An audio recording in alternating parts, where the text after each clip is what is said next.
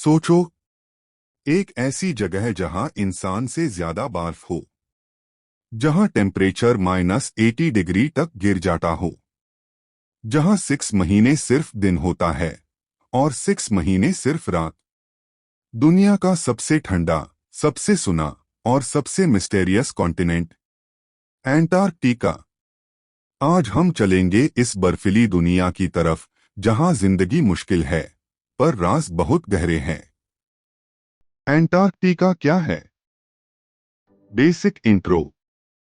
Antarctica धरती का 5th largest continent है।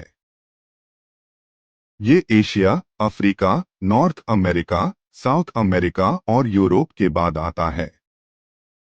इसका लगभग 98% हिस्सा सिर्फ बर्फ से ढका हुआ है। और सबसे इंटरेस्टिंग बात, यहाँ कोई परमानेंट पॉपुलेशन नहीं रहती। ना कोई शहर, ना गांव, ना रोड, सिर्फ साइंटिस्ट्स और बर्फ का समुंदर। लोकेशन और साइज। अगर आप ग्लोब देखें तो एंटार्क्टिका बिल्कुल नीचे साउथ पोल पार मिलेगा।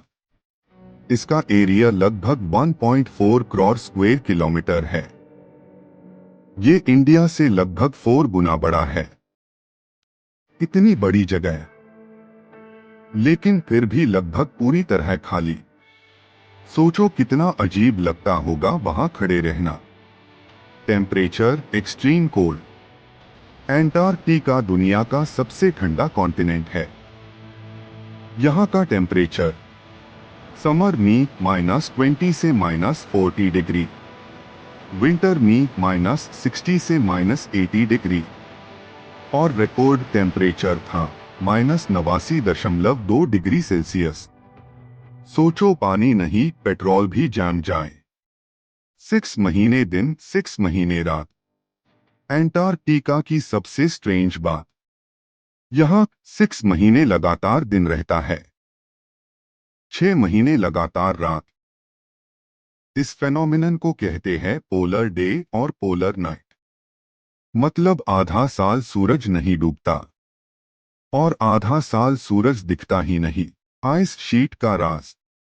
एंटार्क्टिका पार जो बर्फ है, वो सिर्फ सरफेस पार नहीं है। कुछ जगहों पार बर्फ की मोटाई 4 किलोमीटर तक है।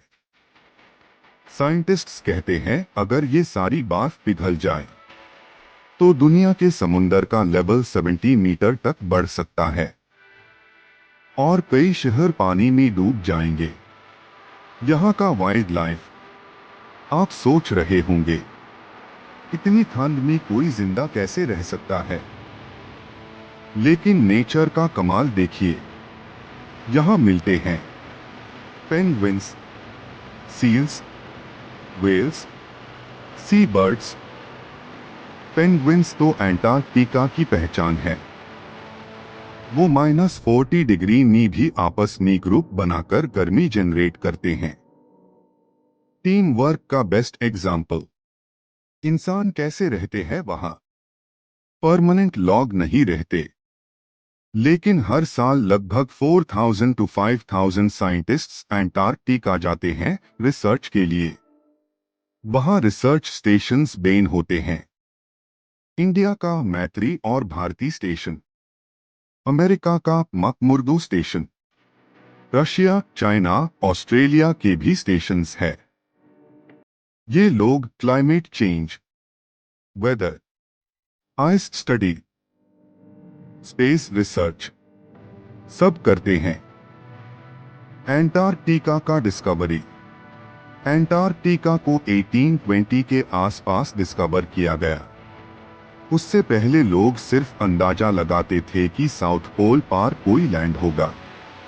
एक्सप्लोरर लॉग अपनी जान रिस्क में डालकर बर्फ तोड़ते हुए यहां तक पहुंचे। कई लोग वापस नहीं लौट पाए। इसलिए एंटार्क्टिका का हिस्ट्री एडवेंचर और सैक्रिफाइस से भरा हुआ है। एंटार्क्टिका में रिसोर्सेस। साइंटिस्ट्स कहते हैं एंटार्क्टिका के नीचे कोल, ऑयल, नेचुरल गैस, गोल्ड जैसे रिसोर्सेस हो सकते हैं।